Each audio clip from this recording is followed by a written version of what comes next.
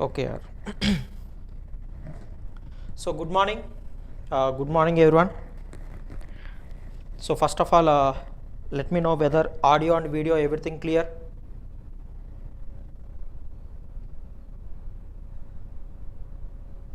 Okay. So good morning. Okay. So good morning everyone. So first of all, let me know whether audio and video everything clear. Let me know whether audio and video everything clear.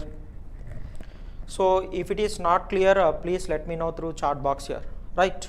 Okay. So I hope everything is clear, right? Okay. So we are dealing with the subject electromagnetics.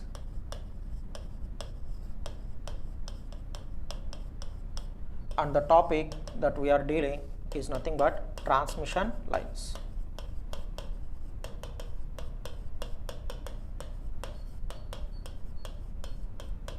Transmission lines, right? Okay.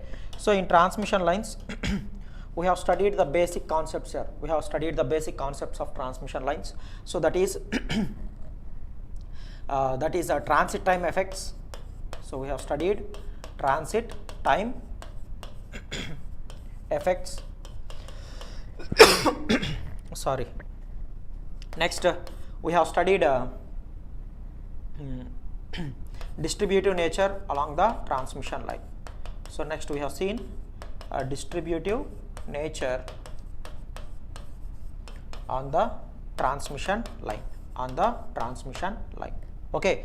So we have seen what do you mean by transit time and what are its effects. Yes or no? So the time taken for the signal to travel from source to load is nothing but what is called as transit time. Okay, we are going to neglect the transit time at low frequencies such that L by lambda ratio or TR by T ratio will become negligible. Understood? So in that case, we can neglect the phase shift between what? Between source and load. We can neglect the spatial phase shift, that is beta L, between what? Between source and load. So in that case, we can ignore what? We can ignore the transit time effects. But once we enter into high frequencies such that L by lambda ratio or TR by T ratio will become what? Will become significant. In this case, beta L will also become what? Beta L will also become significant. Beta L represents what here? The change in phase shift. The change in phase shift over a length L. So that means it represents the phase shift, spatial phase shift between what? Between source and load. So this spatial phase shift between source and load will becomes what? Will becomes significant. Okay. So once it becomes significant, then in that case we cannot neglect what? We cannot ignore the transit time effects. Understood? So what will happen in this case? So in this case, the voltages and currents will become functions of what? Both space as well as what? As well as time. Understood? Okay. So in this case, you cannot apply KVL and KCL, right? So those things we have seen here in transit time effects. Next, we have seen in the previous session about what? About distributive nature on the transmission line. We have seen about distributive nature on the transmission line, right? Okay. So what we have seen here? We have seen that if you consider a conductor, we have seen that at high frequencies, the resistance offered by the conductor, is proportional to what? Is proportional to square root of frequency. So at high frequencies means we will represent this resistance as what? RAC. So we have seen that this resistance is proportional to what? Square root of frequency. So that means as frequency goes on increases at high frequencies, what will happen here? This resistance offered by the conducting material will also goes on increases. Understood? So this resistance is distributed. It is not located at any particular location. It is distributed. Throughout what? Throughout the length of what? Throughout the length of the transmission line. So whenever something is distributed throughout the length of the transmission line, what is the meaningful way of representing that quantity here? The meaningful way of representing that quantity is in terms of what? Is in terms of resistance per unit length.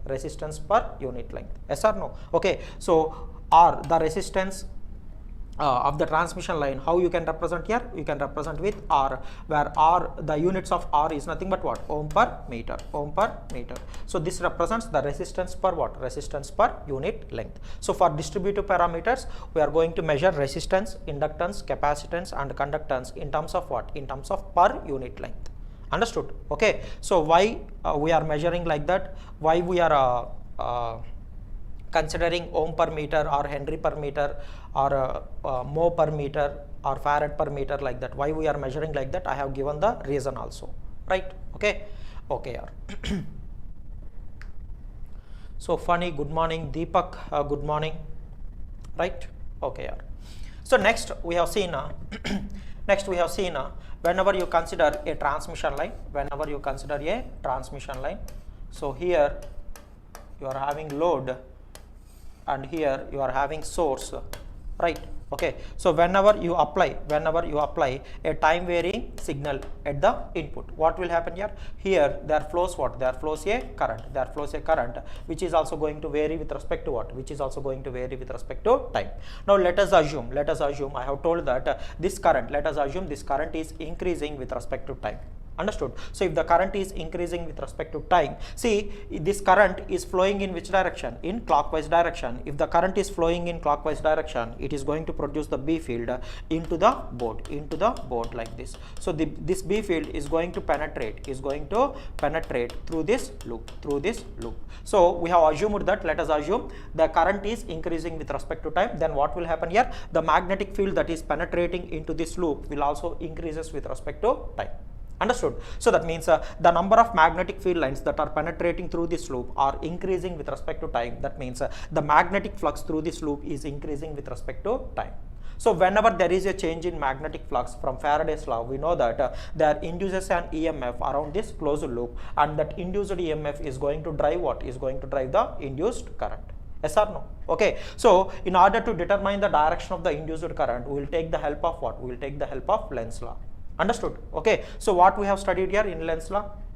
So if the magnetic flux pointing into the board is increasing with respect to time, Why it is increasing here? Because we are considering the current is increasing with respect to time, and hence the flux is increasing with respect to time. So we know that what I have told here while dealing with Faraday's law and Lenz's law, what I have told. So whenever the flux is increasing into the board, whenever the magnetic flux is increasing, the direction of the induced magnetic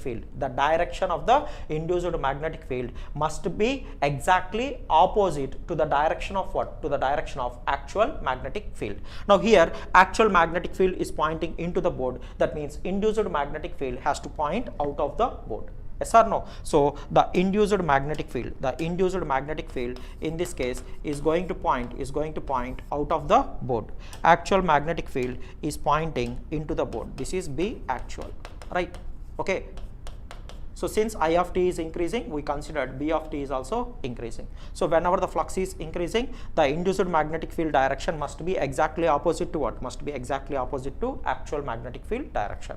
So that means induced magnetic field is pointing out of the board. So if the induced magnetic field is pointing out of the board, then it is going to produce, if the induced magnetic field is pointing out of the board, means what must be the direction of induced current? The induced current direction must be in anti-clockwise direction. Understood? How we have to determine all these things I have explained in Faraday's law, right? Okay. So the induced magnetic field is pointing out of board, means the induced current has to flow in which direction? It has to flow in anti-clockwise direction. Use your right hand here. Understood? So B field is pointing out of the board, induced current has to flow in anti-clockwise direction. So here the induced current is flowing in anti-clockwise direction. Understood? Now if you observe, the induced current is exactly opposite to what? It is flowing exactly opposite to what? Exactly opposite to the actual flow of current. Understood? Okay. So this induced current is opposing what here? This induced current is opposing this increase in what? This increase in current. That means induced current is trying to oppose this change in what? This change in current.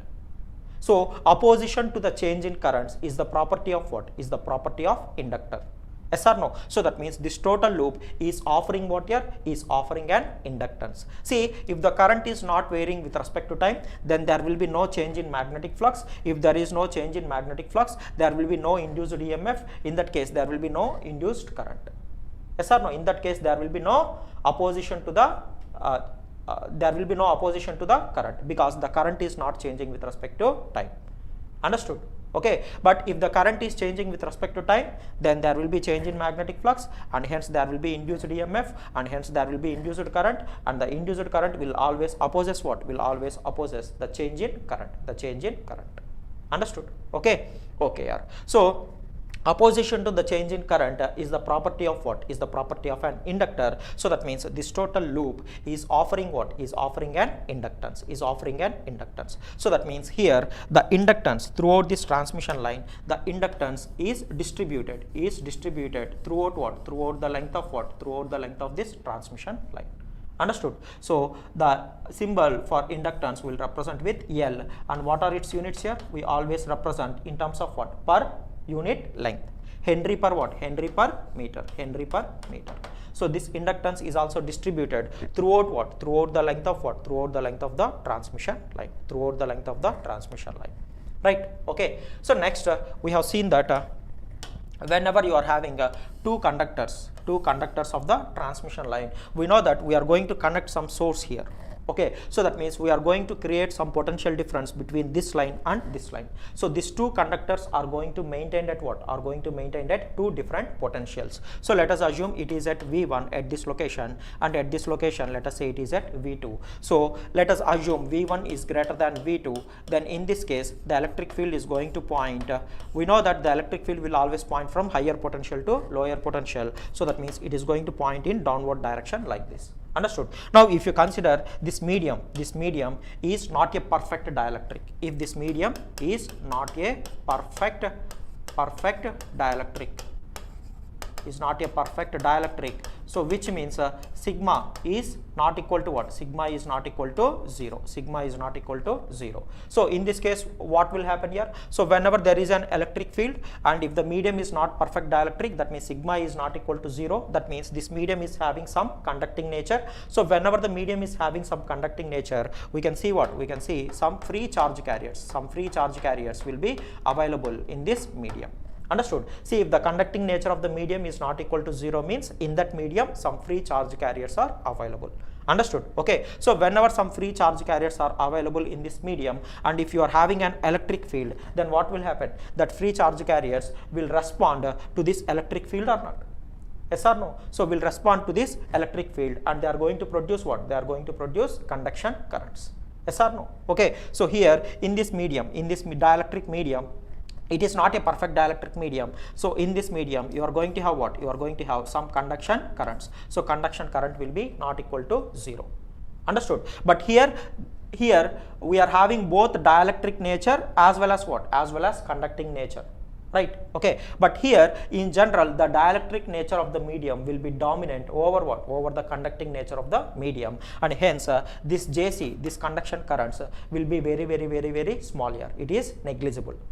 Okay, we will see negligible amount of what? Negligible amount of conduction currents flowing between what? Flowing between these two conductors, which are maintained at different potentials. So that means if conductivity is not equal to 0, then what will happen here? There forms a conducting path. There forms a conducting path between what? Between these two conductors. So that conducting path will represent with what here? Will represent with conductance G. Understood? So if conductivity is equal to 0, then this conductance will also be equal to what? Will also be equal to 0. Understood? See, this is not resistance here, this is conductance. This is conductance, right? Okay. Okay. So here the conductance across the transmission line, the conductance will be present, and this conductance is distributed throughout what? Throughout the length of what? Throughout the length of the transmission line, and the units of conductance is nothing but what? Mho per meter. Okay. So if conductivity is equal to 0, then conductance will be equal to 0. There will be no conducting path between these two lines. Understood? Okay. Okay. Next, we know that whenever you are having two conductors separated by some dielectric medium, and these two conductors are operating at what? Operating at two different potentials. So if the two conductors are operating at two different potentials separated by a dielectric medium, will always offer what? Will always offer a capacitance. Yes or no? So that means across this transmission lines here, there develops what? There develops a capacitance. Yes or no? Why? These two transmission lines are operating at two different potentials separated by some dielectric medium, and hence between these two there develops what? There develops a capacitance, and this capacitance is distributed throughout what? Throughout the length of what? Throughout the length of the transmission line. So the units of capacitance is farad. We will define the capacitance per unit length, that is farad per meter. Farad per meter. Right? Okay. Okay. Farad per meter. So all these things we have seen here, all these things we have seen in the previous session itself, right? Okay. Okay, yeah. So next we have developed a circuit model. Based on this, we have developed a circuit model for the transmission line. So circuit model for the transmission line. Circuit model of transmission line. Okay, so what we have seen here, circuit model. So we have seen that the resistance is distributed along the length of the transmission line. Inductance is also distributed along the length of the transmission line. Conductance has developed across the transmission line and it is distributed throughout the transmission line. Capacitance has developed across the transmission line and it is also distributed throughout the transmission line. Understood? Okay. So now what I am doing here is I'm going to consider a transmission line of length delta x. I am considering a transmission line of length what here? Of length delta x. Of length delta x. Understood? Okay. So now if I consider a transmission line of length delta x, then what is the resistance? What is the resistance of this transmission line? What is the resistance of this transmission line?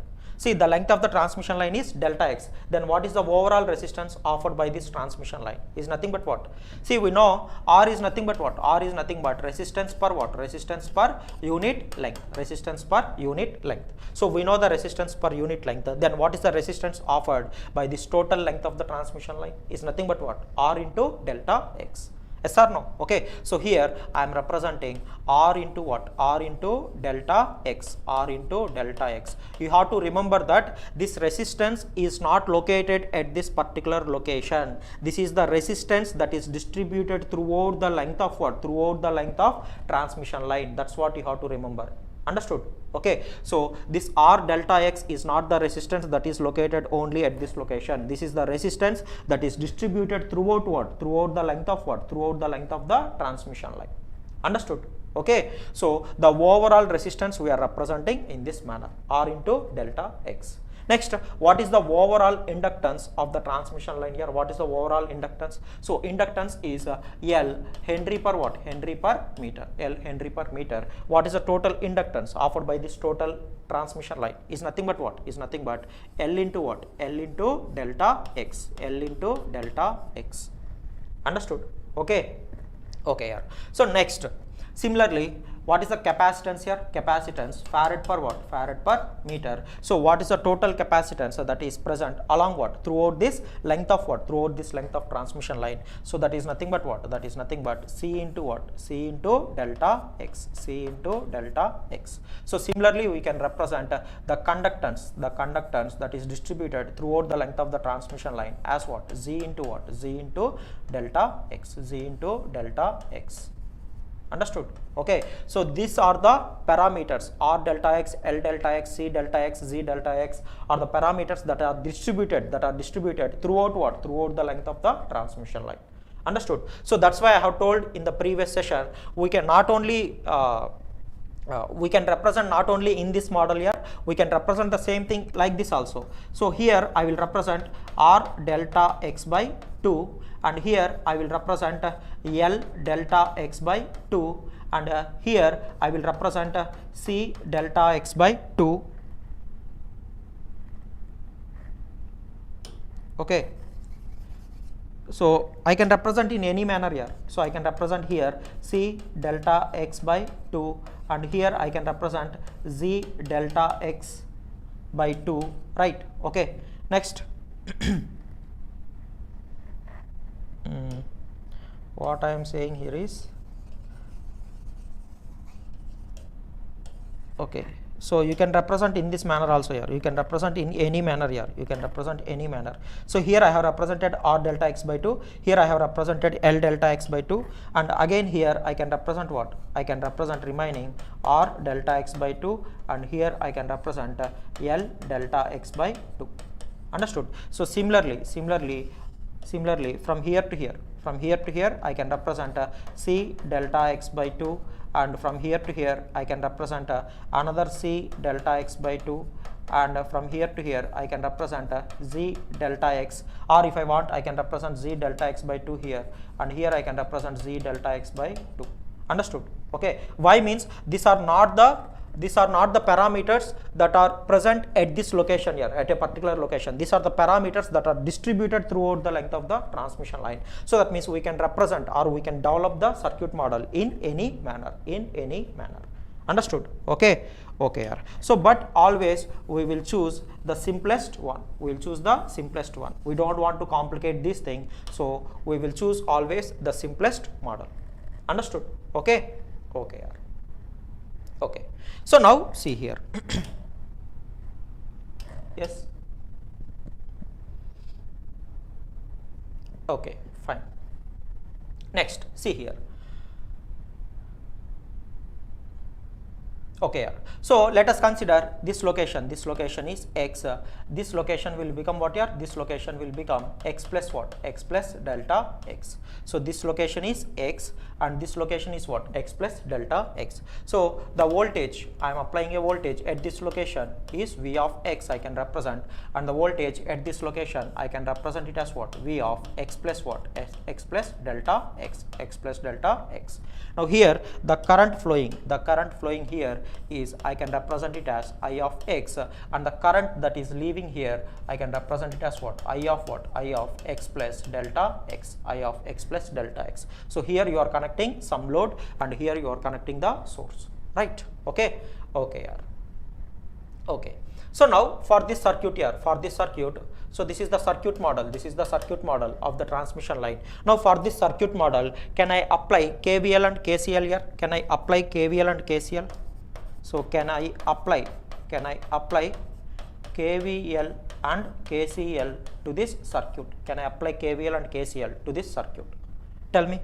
See, all this analysis up till now, what I have told here, whenever we are dealing with the transmission lines, the transit time effects will come into effect, and hence the voltages and currents will become functions of what? Space as well as what? As well as time, and hence we cannot apply what? We cannot apply the KVL and KCL. Yes or no? Okay. But here now I am asking, for this transmission line of length delta x, can we apply KVL and KCL? So that's what my question. Tell me here, can we apply KVL and KCL?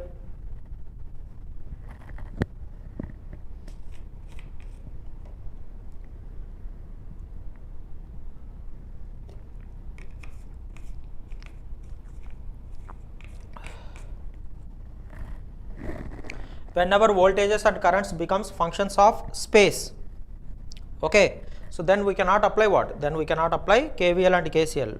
So that's why I am asking here, can we apply KVL and KCL in this case for this circuit? Tell me here.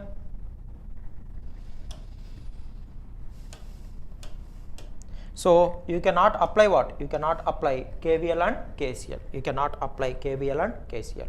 Okay, but when can you apply KVL and KCL? But when can we apply KVL and KCL? See here, if I make, so can I apply KVL and KCL? No, you cannot apply KVL and KCL.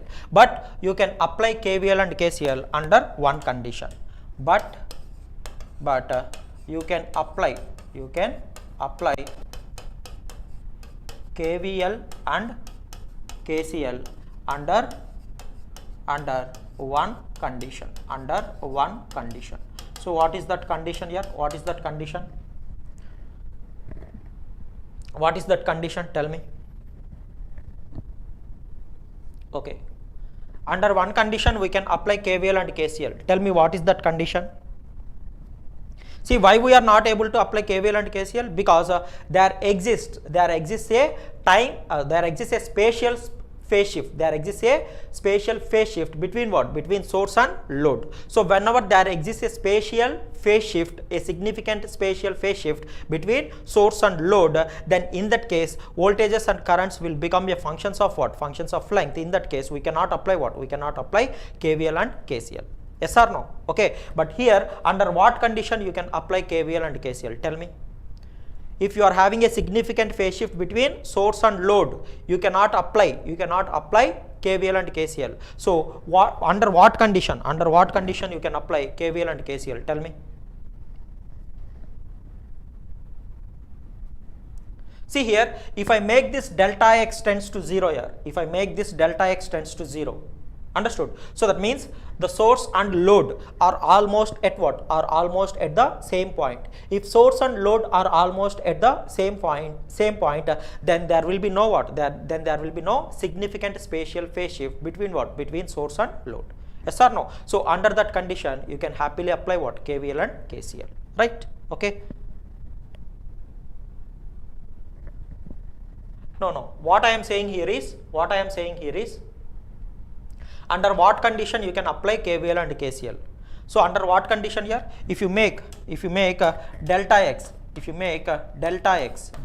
tends to 0. If you make delta x tends to 0.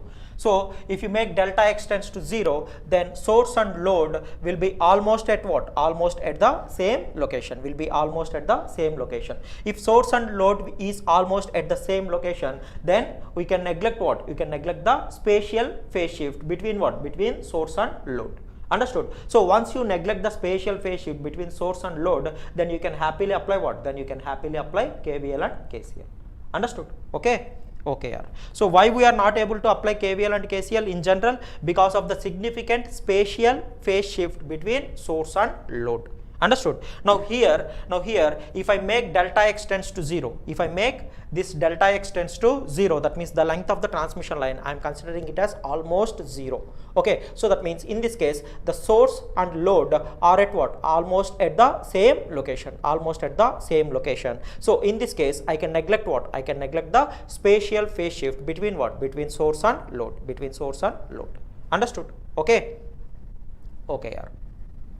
Source and load. So that's why, so under that condition you can apply what? You can apply delta x. See, what is the change in phase shift over this length delta x here? What is the spatial change in phase shift over this length delta x? Is nothing but what? Beta into delta x. Yes or no? Beta into delta x. So here delta x is tending to 0 means beta into delta x will also tends to what? Will also tends to 0. So under this condition you can happily apply what? You can happily apply KVL and KCL. Understood? So when delta x tends to 0, beta into delta x tends to what? Tends to 0. So this is the spatial phase shift. Spatial phase shift between what? Between source and load. Understood? Okay. Is it clear? Yes. Right. So only under this condition here, you can apply what? You can apply KVL and KCL. Right? Okay. So now here I am assuming that this delta x is tending to what? I am assuming that this delta x is tending to 0. Okay. So now under this condition I can happily apply what? I can happily apply KVL and KCL. Right? Okay. Okay. See here.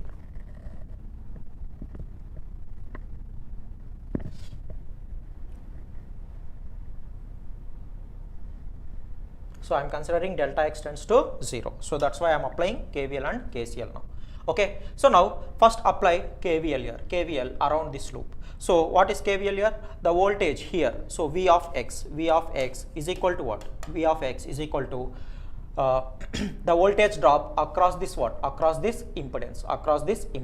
So what is the impedance here? See here, R delta X and L delta X both are in what? Both are in series. So what is the impedance? What is the impedance offered by this one here? Is nothing but what? Is nothing but R plus J omega L into what? Into delta X. And what is the current flowing through this one? Is nothing but I of X. Is nothing but I of X. So this is the voltage drop across what? Across these elements. Next, what is the voltage drop across this parallel combination here? What is the voltage drop across this parallel combination? The voltage drop across this parallel combination is nothing but what? V of X plus delta X. Okay, so plus I can write it as what? V of X plus what? V of X plus delta X. So V of X is equal to the drop across here plus what? The drop across these parallel branches. So the drop across these parallel branches is V of X plus delta X, and the drop across this series combination is nothing but R plus J omega L into delta X into what? Into I of X. Right? Okay. Okay. Now see here. Now I am going to rearrange these terms here. See how I am going to rearrange these things. So I am going to write V of X plus delta X, V of X plus delta X minus V of X minus V of X. Okay, so is equivalent to what? Is equivalent to minus of R plus J omega L into I of X. Here you are going to get delta X. I am taking the delta X to this side. So you are going to get delta X. Just I have rearranged the terms here. That's it. Okay, so what I have done? I have taken V of X to this side. So you got V of X plus delta X minus V of X, and delta X I have taken okay, what I have done here? So I have taken V of X to this side. So I got V of X plus delta X minus V of X. So I have taken delta X to this side. So I got V of X plus delta X minus V of X by delta X. That is equivalent to what? I have taken this term to this side. So you got minus of R plus J omega L into I of X. Right? Okay. So just I have rearranged the terms here. You can check this. Right? Okay. Just I have rearranged the terms. Right. Now see here. Now here delta X tends to what? Delta X tends to 0. Delta X tends to 0. Right. So just apply limit delta X tends to what? Limit delta X tends to 0. This is the condition. Yes or no? So now we know that limit delta X tends to 0. Limit delta X tends to 0. V of X plus delta X minus V of X by delta X can be represented as what here? Can be represented as what? Tell me. Limit delta X tends to 0, V of X plus delta X minus V of X by delta X, limit delta X tends to 0. So this can be represented as what? This is nothing but what? This is the definition of what? This is the definition of differentiation. Yes or no? Okay. Okay. So I can simply represent this as what here? I can simply represent this as dou V of X by what? By dou X. Right? Okay. So this is the definition of what? This is the definition of differentiation. Understood? So I have applied limit delta X tends to 0 on both sides. Here also you can apply limit delta X tends to 0, but here there is no term delta X. Okay, so here on this side you are going to get simply minus of what? Minus of R plus J omega L into what? Into I of X. Right? Okay. Okay. So here you are going to get this equation dou V of X by dou X is equal to what? Is equal to minus of R plus J omega L into I of X. So this I am calling it as equation 1. This I am calling it as equation 1. Right? Okay. Okay. Now see here. So this is by applying what? Here we have applied what? By applying KVL. By applying KVL. So we got this thing by applying what? By applying KVL. Right? Okay. Now similarly, if you apply KCL here, if you apply KCL, understood? So here the current entering here is I of X, right? And there will be a current that is flowing through what? There will be a current that is flowing through these parallel branches, and here the current is leaving these parallel branches. So here the current is entering here, I of X must be equal to what? Is equivalent to the current flowing through these parallel branches plus what? The current leaving these parallel branches. Understood? Okay. So by applying KCL, so now apply KCL here. By applying KCL, so what you are going to get? So I of X, the current that is entering I of x is equal to what? The current that is leaving. So what is the current that is leaving here? The current through what? The current through parallel branches plus the current leaving what? The current through these parallel branches plus the current that is leaving this what? Leaving these parallel branches. Yes or no? So how you can represent the current through these parallel branches here? How you can represent the current through these parallel branches? See, we know the voltage across these parallel branches here. What is the voltage across these parallel branches? That is nothing but V of x plus what? V of x plus delta x. So therefore the current through parallel branches, the current through parallel branches is equivalent to what? Is equivalent to what? Is equivalent to, I can represent the voltage, we know voltage here, that is V of x plus delta x multiplied by what? Multiplied by admittance, multiplied by admittance. Yes or no? So V into voltage into admittance is going to give you what? Is going to give you the current, is going to give you the current. And why I have used admittance means it is very easy for us to determine the admittance whenever the two elements are connected in parallel. Yes or no? So just you have to add the impedances of these two, just we have to add the impedances of these two elements here. That's it. So that is going to give you what? That is going to give you the admittance, right? Okay. So what you are going to get? Tell me. So I through parallel branches is equivalent to what? Is equivalent to V of x plus delta x. So what is the admittance of this parallel branch here? Tell me. What is the admittance? What you are going to get? So you can add the admittances here. You can add the admittances. So what is the admittance offered by the capacitor? So that is nothing but what? That is nothing but j omega c into delta x. J omega c into delta x. What is the admittance offered by this conductance? Is nothing but what? Is nothing but z into what? Z into delta x. Understood? So that is equivalent to V of x plus delta x. I can take delta x common here. So if I take delta x common, you are going to get z plus j omega c into what? Into delta x. So this is the current through what? This is the current through parallel branches. This is the current through parallel branches. So whenever two elements are connected in parallel, we can add their admittances here. We can add their admittances. So that's why I have taken I is equal to what? V into what? V into y. So we got I through parallel branches as V of x plus delta x into what? Z plus j omega c into delta x, right? Okay. Okay. So by applying KCL, what we got here? Current through parallel branches. So that is current through parallel branches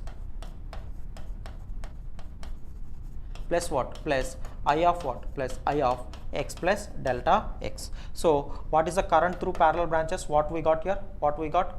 We got z plus j omega c into delta x into what? Into V of x plus delta x. V into y. V into y. So plus I of x plus what? Plus I of x plus delta x. So this is the equation we got by applying what? By applying KCL. By applying KCL. Okay. So now if you rearrange the terms here, if you rearrange the terms, I can write in this manner here. So I of x plus delta x minus I of x by delta x is equal to, you are going to get minus of z plus j omega c into what? Into delta x. Just I have rearranged the terms. That's it. Right? Okay. Okay. Yeah. So I can write the same equation in this manner. Here you have to apply what? What is missing here? Minus of z plus j omega c into delta x multiplied by what? Multiplied by V of what? V of x plus what? V of x plus delta x. So I have taken delta x to this side now. Okay. Okay. So if you rearrange the terms, you are going to get in this manner, right? Okay. So this is what you are going to get here. If you rearrange the terms, this is what you are going to get, right?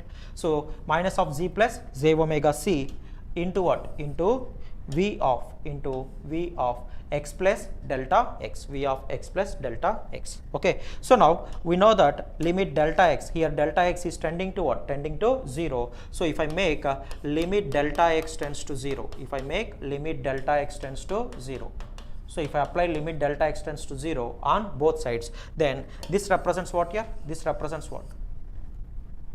This represents what? Tell me. So this represents the definition of what? The definition of differentiation.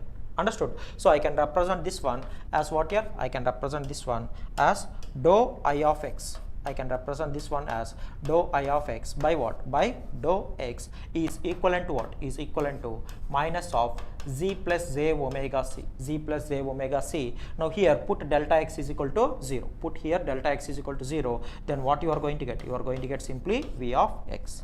Understood? So dou I of x by dou x is equal to minus of z plus j omega c into what? Into v of x. So this is equation number what? This is equation number 2. Let us say this is equation number 2.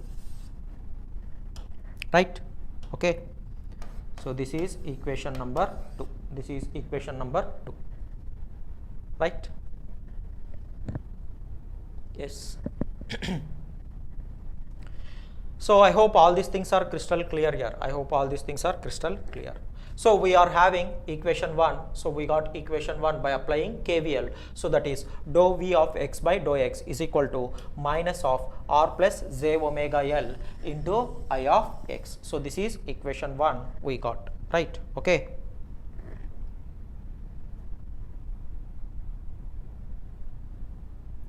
Okay. So these are the equations we got by applying KVL and KCL. By applying KVL and KCL. Right? Okay.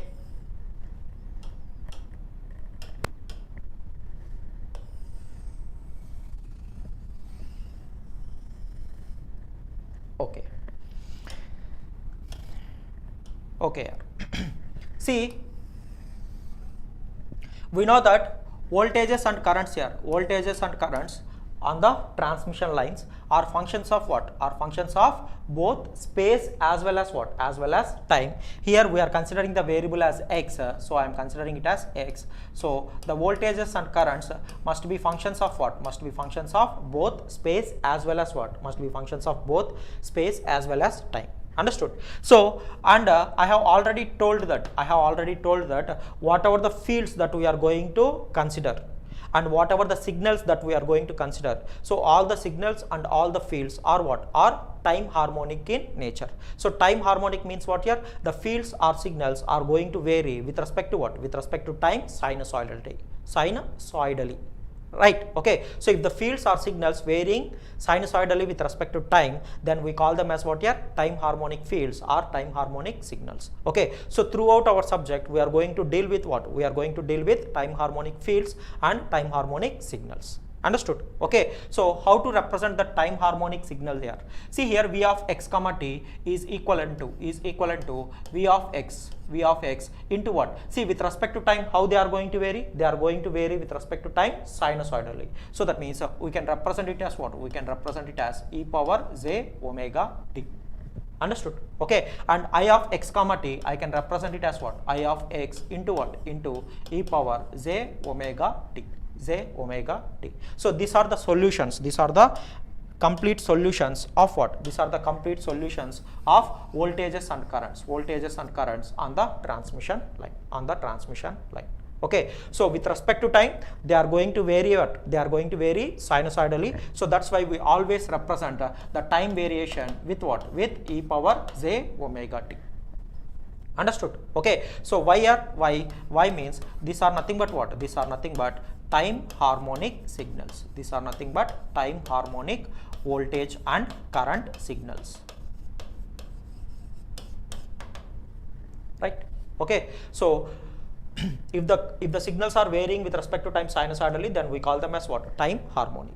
Understood? So always v of x comma t is equivalent to what? So it is going to have spatial variation, and with respect to time, they are going to vary as what? Sinusoidally. So that is, we are going to represent it as what? E power j into omega t. E power j into omega t.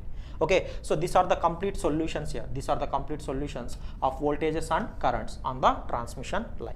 Understood? Okay. So we know how to represent with respect to time. We know how to represent it with respect to what? With respect to time. Now we have to determine what? We have to determine what is this v of x and what is this I of x. How they are going to look like. How they are going to look like. Understood? Okay. So in order to determine this v of x and I of x, we are going to take the help of what? We are going to take the help of these two equations. Understood? So once you determine V of x and I of x, then you are going to get what? You are going to get the complete solution for what? For voltages and currents. Understood? Not only here, whenever you are dealing with uniform plane waves here, whenever we are dealing with uniform plane waves, there also, if you consider electric field and magnetic field, so in generally they are functions of what? They are functions of space as well as what? Space as well as time. So we are going to represent them as what here? These are functions of space, and with respect to time, we are going to consider what? We are going to consider only time harmonic fields. So that means that fields are going to vary with respect to time sinusoidally. Understood? So that means we are going to represent the solution as what here? E of s comma t is equal to what? E of s into what? Into e power j omega t, and here we will represent the solution for this one as what? H of s into what? H of s into e power j omega t. So if you determine E of s, how this field is varying spatially, and if you determine H of s, that means how the magnetic field is varying spatially, then you are going to get what? You are going to get the complete solutions for what? For E and H. Understood? Okay. Yeah.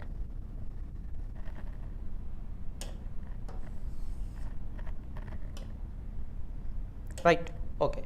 So here we are trying to determine the complete solution for V and I.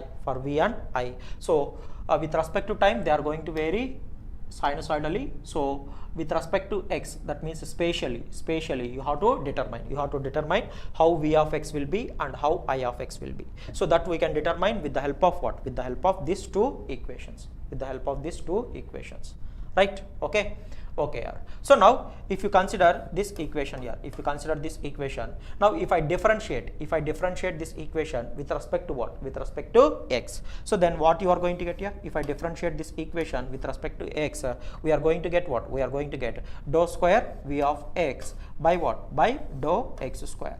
So that's why here we are using what? We are using partial differentiation. Why? Means here the voltage is not only a function of space, it is also a function of what? It is also a function of time. Understood? So that's why we are using here partial differentiation.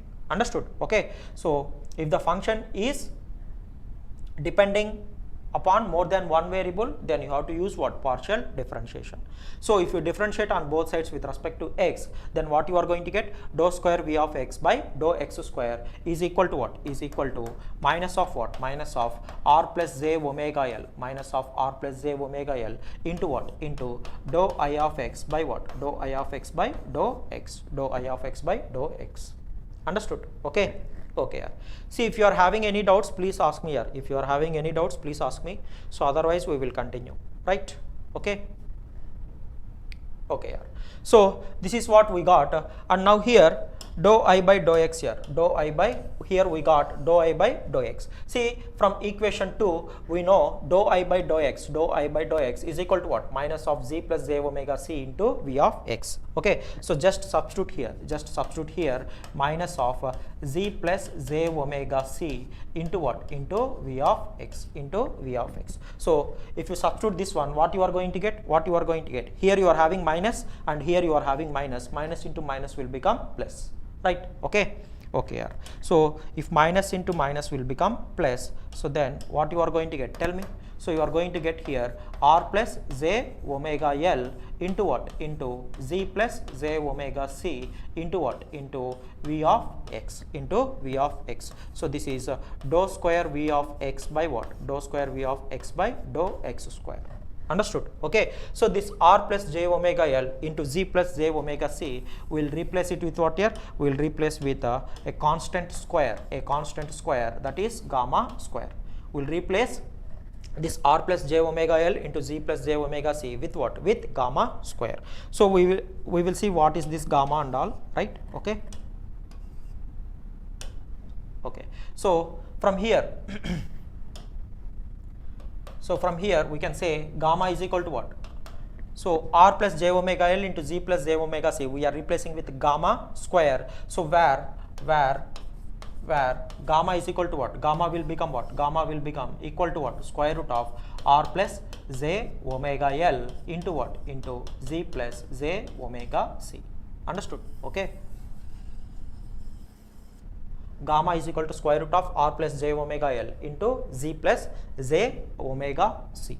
Understood? So this gamma is called as a propagation constant here. This gamma is called as propagation constant.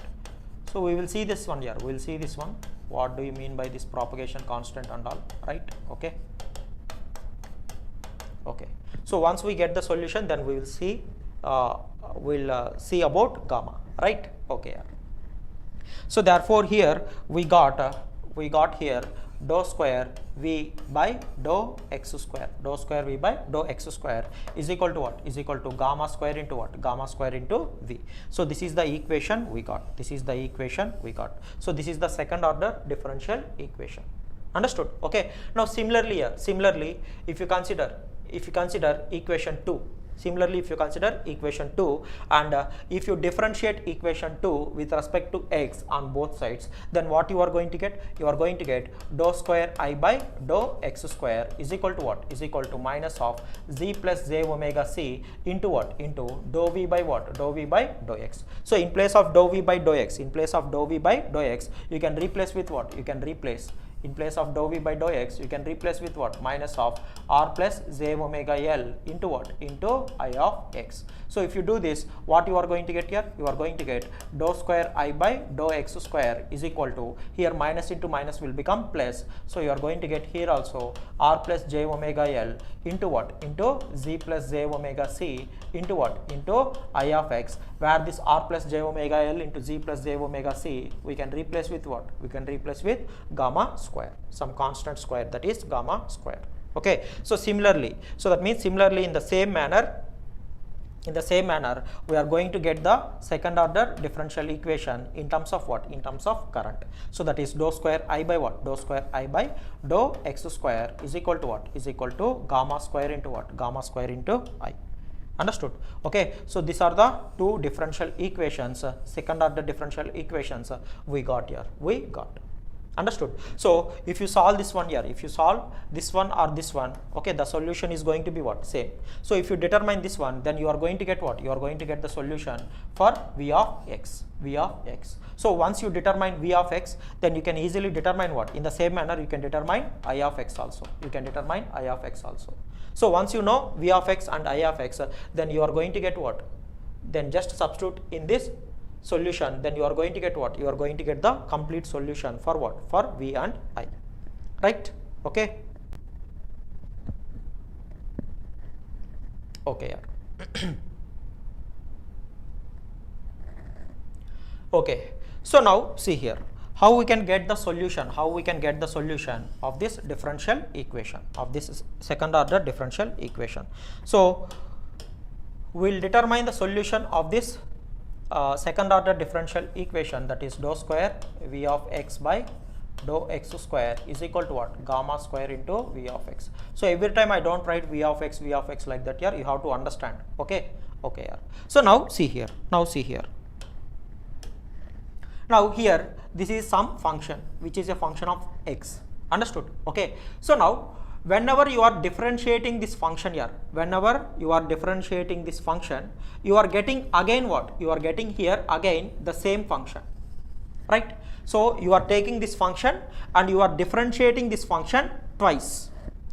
You have taken this function and you have differentiated this function twice. So once you differentiate this function twice, again you are getting what? Again you are getting the same function multiplied by what? Multiplied by some constant square. Okay. So before this constant square you are having what? Plus sign, positive sign. That means plus gamma square. Understood? Okay. So what we got here? If you differentiate a function, twice, then you are getting what? You are getting the same function multiplied by what? Multiplied by some constant square. Understood? So which type of functions are going to result? Which type of functions is going to satisfy this one here? Tell me, which type of functions will satisfy this one? See, if you take a function and if you differentiate that function twice, then you have to get what? You have to get the same function again multiplied by some constant square. Okay, so which type of functions will get these results, will give this type of results? Tell me. Tell me here. So if you take a function and differentiate that function twice, if you differentiate that function twice, again you are getting the same function multiplied by some constant square. So which type of functions will give you this type of results? Tell me. Which type of functions will give you this type of result? Tell me here. So one is what? One is a sinusoidal. Yes or no? One is sinusoidal functions, right? And another one is what? Another one is exponential functions, right? So first one is sinusoidal functions and the second one is what? Second one is exponential functions. So we have to identify whether the solution of this second order differential equation is sinusoidal or exponential Which one is correct? We have to decide. Understood? Okay. So what I am saying here is, whenever you differentiate a function twice, if you want to get the same function again, then that function must be what? That function must be either sinusoidal or it must be what? It must be exponential, right? Okay. So first we will check whether it is sinusoidal or not. Understood? First we will check whether the solution of this equation is sinusoidal or not. Then we will check for exponential, right? Okay. Now let us assume v of x. Let us assume v of x is equal to v plus into sine gamma x plus v minus. Here v plus and v minus are nothing but just constants here. It is just like you can take, instead of v plus you can take simply a into sine gamma x, plus you can take, instead of v minus you can take b. Okay, so b into cos gamma x. So let us assume some sinusoidal solution. Okay, so now if I differentiate this function twice here, what you are going to get? Tell me what you are going to get. So this is v of x. I have assumed v of x as what? Sinusoidal. Now if I differentiate this function, I have to check whether I am going to get the same function again or not. Okay, so if you do dou square v of x by dou x square, so differentiate this term with respect to x twice. So if you differentiate it once, what you are going to get? You are going to get gamma into v plus into what? Into cos gamma x. Again if you differentiate, what you are going to get? So you are going to get minus sine gamma x into what? Into gamma into v plus. Understood? Sorry, wait.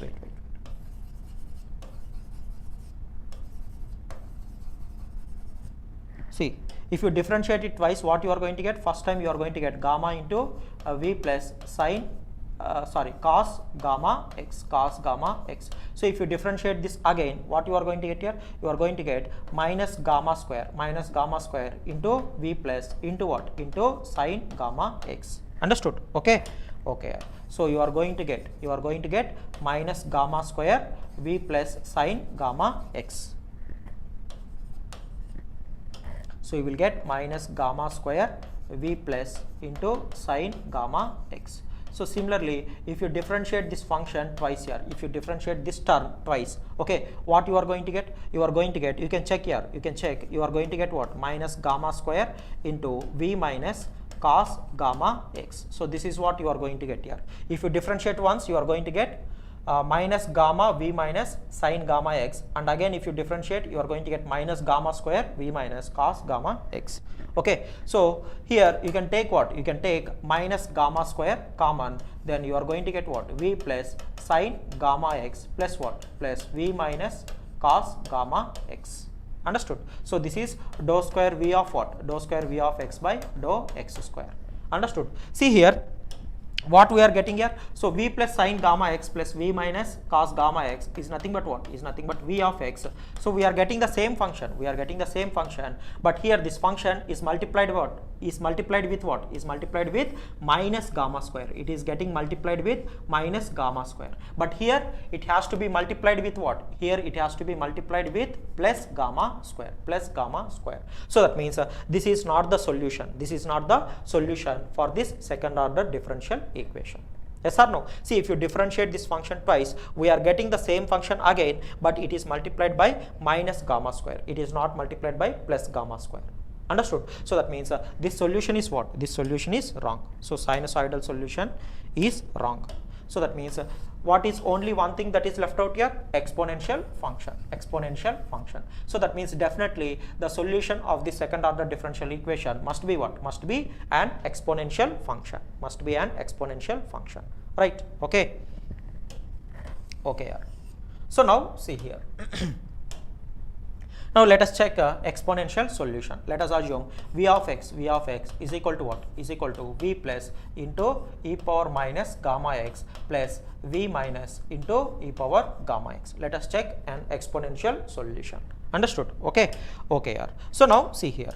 Now if you differentiate this twice, dou square v of x by dou x square. So if you differentiate this term twice, what you are going to get? So first time you are going to get minus gamma multiplied by v plus into e power minus gamma x. Again if you differentiate, you are going to get what? Again multiplied by minus gamma. So that means you are going to get minus gamma whole square. So that means gamma square. You will get gamma square into v plus e power minus gamma x. Plus similarly here, if you multiply, if you differentiate this twice, what you are going to get here? Take this term and differentiate twice. You are going to get what? You are going to get gamma square. You are going to get gamma square into what? Into e power gamma x. So if you take gamma square common here, then you are going to get here v plus into e power minus gamma x plus what? Plus, wait, it is v minus, okay, plus v minus into what? V minus into e power gamma x. So this is what you are going to get. This is what you are going to get. Now this v plus e power minus gamma x plus v minus into e power gamma x is nothing but what? Is nothing but v of x. Understood? So therefore here we are getting what? Dou square v of x by dou x square is equal to what? Is equal to gamma square into what? Gamma square into v of x. So the same thing we are getting. Understood? So that means the solution for this second order differential equation, the solution of this second order differential equation must be what? Must be exponential. Must be exponential. It is not sinusoidal. Understood? Okay. So the solution for this second order differential equation must be what? Must be exponential. Must be exponential. Right? Okay. What is name here? Adriel Lewis exponential. Very good here. Very good. Okay. So therefore we got the solution as what here? Therefore the solution of dou square v of x by dou x square is equal to gamma square into v of x is what here? Is v of x is equal to what? Is equal to v plus into e power minus gamma x plus what? Plus v minus into e power gamma x. This is the solution. Now similarly here, similarly if you take another equation, that is dou square I by dou x square equal to gamma square I. See, both are looking in the same manner. What is the only difference? In place of v, you just replace with what? You just replace with I. Understood? So the solution of another second order differential equation, the solution of another second order differential equation, that is dou square I of x by dou x square is equal to what? Is equal to gamma square into I of x is I of x is equal to what? I of x is equal to I plus into e power minus gamma x plus I minus into e power gamma x. So these are the solutions of what? These are the solutions of v of x and I of x. V of x and I of x. Understood? Okay. Okay. So these are the solutions of v of x and I of x. Okay. So now see here.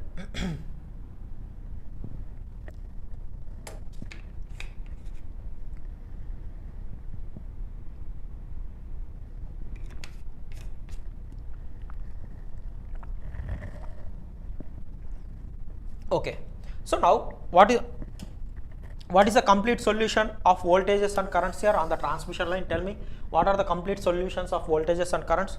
So that is V of x comma t, V of x comma t is equal to what? V of x into e power j omega t, and I of x comma t is equal to what? Is equal to I of x into what? Into e power j omega t. So these are the complete solutions of what? These are the complete solutions of voltages and currents on the transmission line. Okay, so this one I can represent it as what? Now we have determined V of x. What is V of x here? V of x is nothing but V plus into e power minus gamma x plus what? Plus V minus into e power gamma x multiplied by what? Multiplied by e power j omega t. E power j omega t. Right?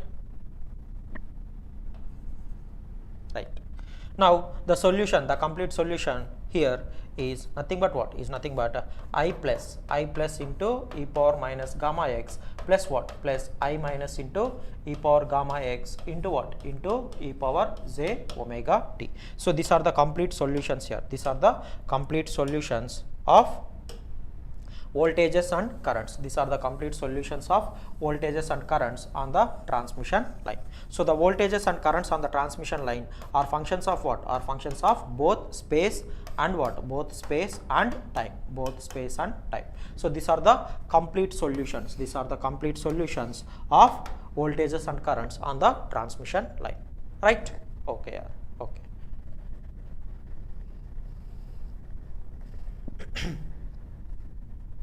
Okay.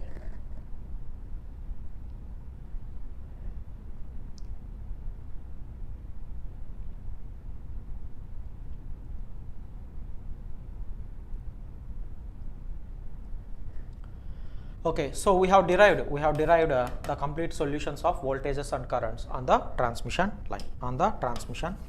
Okay. So from these solutions here, with the help of these solutions, we try to determine the characteristic impedance of the transmission line and many other things here. Many other things like we try to determine the input impedance of the transmission line. Okay, and what is the expression for propagation constant we got here? Gamma. Here where gamma is nothing but what? Where gamma is nothing but propagation constant, which is equal to what? Square root of r plus j omega L into what? Into z plus j omega c. Understood? So in general, gamma is nothing but what? Gamma is nothing but a complex quantity, so which we can represent it as alpha plus j beta. So what is alpha, what is beta? So all these things here, all these things we will study in the next session here, right? Okay, so just today we got the complete solutions of what? Of voltages and currents on the transmission line. So today we derived the complete solutions for what? For voltages and currents on the transmission line. So the voltages and currents on the transmission line are functions of what? Both space as well as what? As well as time. Okay. Okay. So tomorrow we will study in detail about what is this propagation constant, what it indicates, okay, and what is this alpha and what is this beta, and also we will see what is this characteristic impedance, right? Okay. So all these things here, all these things we will see in the next session, right? So with this I am winding up the session for today. So tomorrow exactly at 10 a.m. Tomorrow exactly at 10 a.m. we are going to have the session on EMT. Okay, so daily in our GATE Academy Global channel, the class will be conducted, EMT class will be conducted daily at what? Daily at 10 a.m. in our GATE Academy Global channel, right? Okay. So I hope you have understood each and everything clearly, right? So if you are having any doubts, please ask me here. So otherwise we can wind up. If you are having any doubts, you can ask me. Otherwise we can wind up the session.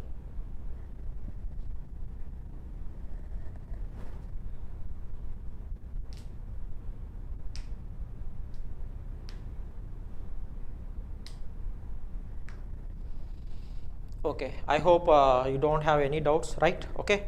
Okay. So with this I am winding up the session. So tomorrow we'll meet exactly at 10 a.m. So until then, take care. Bye bye.